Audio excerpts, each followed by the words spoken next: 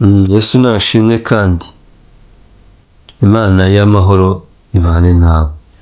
Uyu munsi tugiye kuganira twibaza ngo kuki ari Yesu waje kuducungura, kuki ari Yesu waje kuducungura, kuki byasabye Yesu bigasaba ko umuntu abaho ubuzima burebure atagira umucunguzi.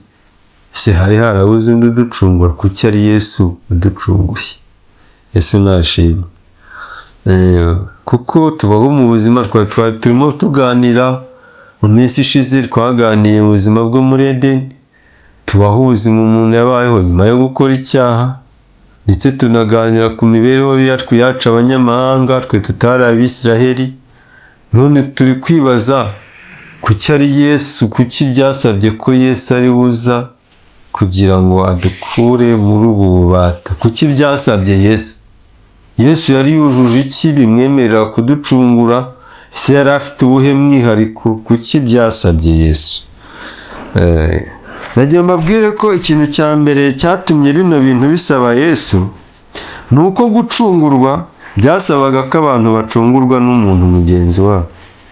Nta kindi kintu cyari gihari, nta kivejuru cyari kuducungura, byasabaga ko umuntu acungurwa n'abantu, kuko mu mategeko y'Abisirayeli hari handitswe ko umuntu n'ubundi acungurwa na mwene wabo wa bugufi. Rero byasabaga ko umuntu aza akaba ari ugira gute uducungura.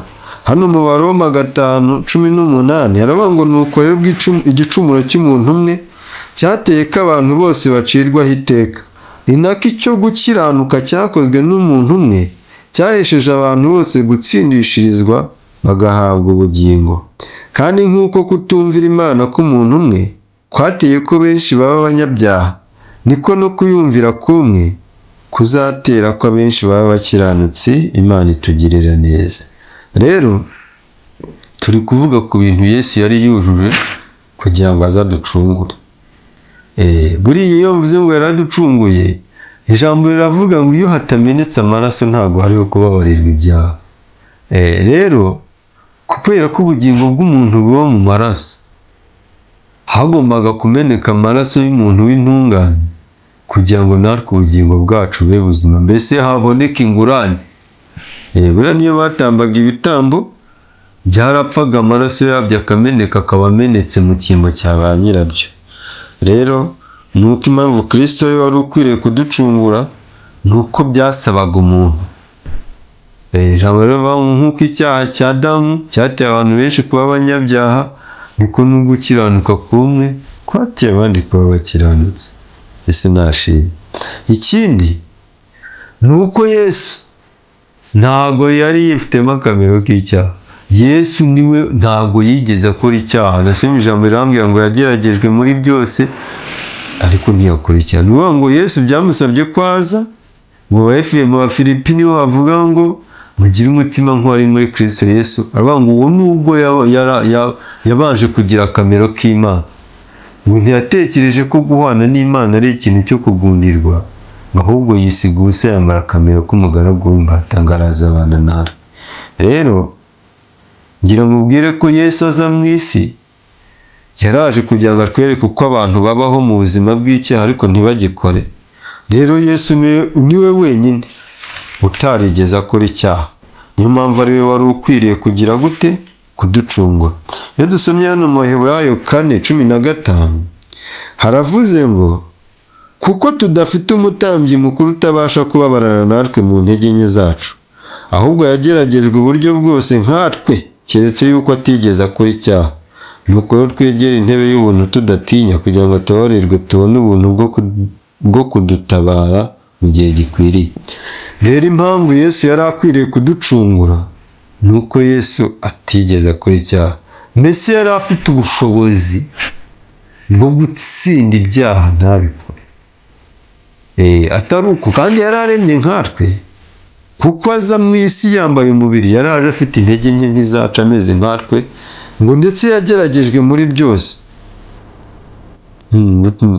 Ngo yageragejwe uburyo bwose nkatwe, nk'uko ugeragezwa niko Yesu nawe yageragejwe. Ariko itandukaniro ryacu nawe ni uko ngo atigeze akora icyaha.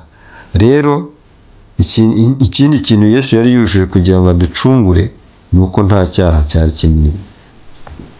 Ikindi, Yesu niwe gitambo cyari gikwiriye ibyaha byacu. Yesu nashimye. Ntiyongere ko kubera ibyaha byacu byari bikomeye. Mbere habagaho ibitambo bidahoraho. Umuntu uyu munsi agatamba ngo uko umwaka utashye ngo batambaga ibitambo, urumva? Kandi Yesu hari hakenewe igitambo gihoraho. Rero Yesu niwe wari igitambo gikwiriye. Yesu nashimye. Kubera ko Yesu mbere y'uko aza yari Imana, abahoraho.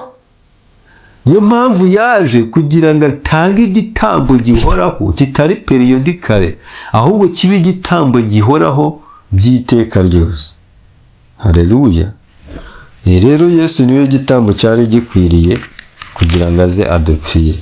Hano mu Baheburayo 7:24 hari ijambo rivuga ngo naho uwo kuko ahoraho iteka ryose afite ubutambyi budakuka, nicyo gituma abasha gukiza rwose abegerezwa Imana nawe kuko ahoraho iteka ngo abasabire.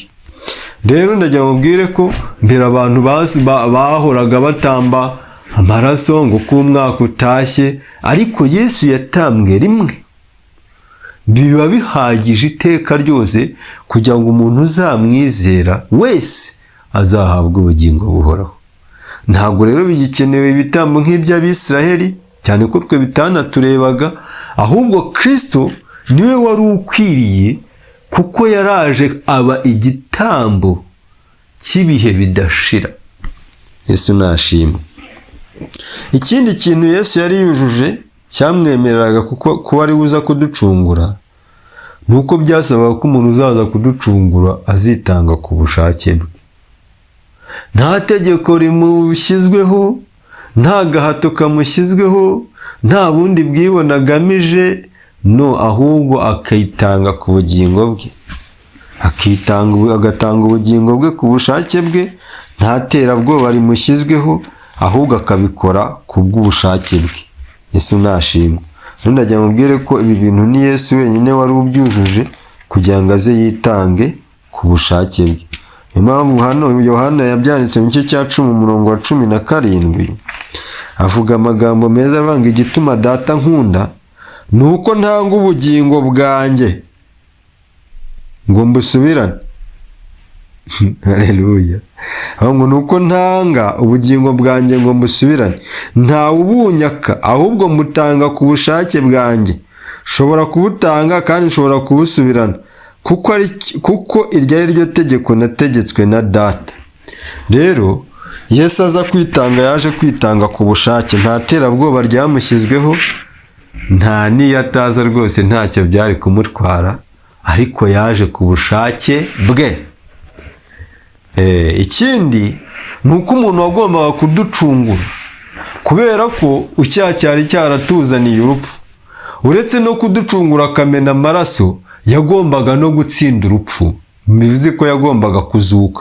Rero Yesu yarizuye. Haleluya. Yesu Yesu yarizuye. Iyo dusomye hano mu rwandiko rwa mbere Pawulo yandikiye Abakorinto igice cya 15 duhereye ku murongo wa 55,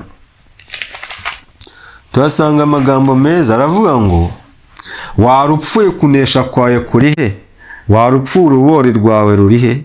Ibyaha nibyo rubori rw'urupfu, kandi imbaraga z'ibyaha ni amategeko, ariko Imana ishimwe iduha kunesha kubw'umwami wacu Yesu Kristo.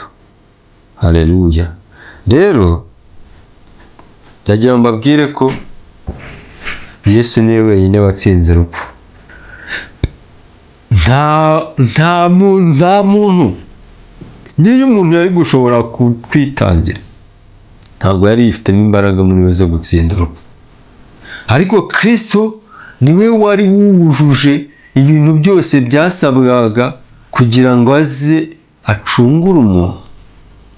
Haleluya. Ikindi byari byarahanuwe.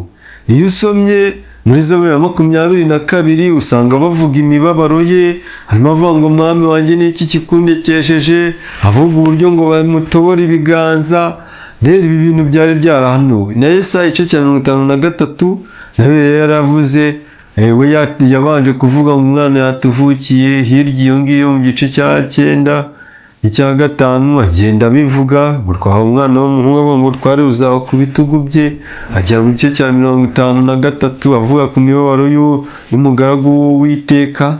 Rero ndetse na Mose yari yarabihanuye abwira Abisirayeli ngo hazaza undi muhanuzi umeze nkanjye muzamwumvire. Ni ukuvuga ngo abahanuzi bose bari baravuze Mesiya. Niyo mpamvu Yesu yabwiye abantu ngo Aburahamu yifuje kureba igihe cyanjye. Rero impamvu Yesu ari we wari ukwiriye kuducungura ni uko ari we wari warahanuwe ko azagira gute, azaducungura. Yesu ashimwe.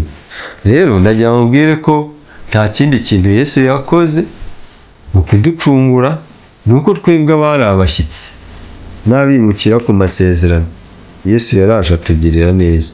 Ijambo riravuga ngo yaraje ababwira ubutumwa bwiza bw'amahoro mwebwe abari kure, kandi abari bugufi n'ababwira iby'amahoro, kuko ari we uduhesha uko turi amahoro akubiri kwegera Data twese turi mu mwuka umwe. Nuko ntimukiri abashyitsi n'abasuhuke, ahubwo muri ubwoko bumwe n'abera, ndetse murabo mu nzu y'Imana, kuko mwubatswe ku rufatiro rw'intumwa n'abahanuzi, ariko Kristo Yesu niwe buye rikomeza imfuruka. Yesu nashimwe. Uragira ngo mbwire ko ikintu Yesu yaje kuzana, ikintu twari turi kuvuga ku bintu Yesu yari yujuje kugira ngo aducungure, ariko sinasoza ntakubwiye ku mumaro Yesu yatumariye. Yesu yadukuriyeho urupfu rw'iteka, yadukuyeho kuba abashyitsi n'abimukira ku masezerano, arangije aduhindura abana b'Imana. Ngaho reka dusengane. Ariko ikintu ga Yesu akeneye ni uko umwakira mukabana.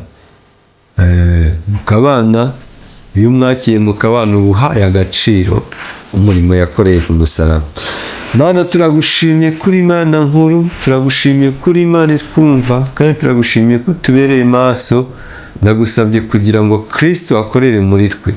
Tubonye ko ari we wari ukwiriye kuducungura, nta wundi muntu wari bubibashe niyo ari kubishaka, nta bamarayika bari kubishobora nubwo bari kubishaka, ahubwo Yesu Kristo niwe wari ukwiriye kuducungura. Tugushimiye ko wamuduhaye, kandi turakwinjiza duhe imbaraga zo gukomeza kumwumvira mu izina rya Yesu.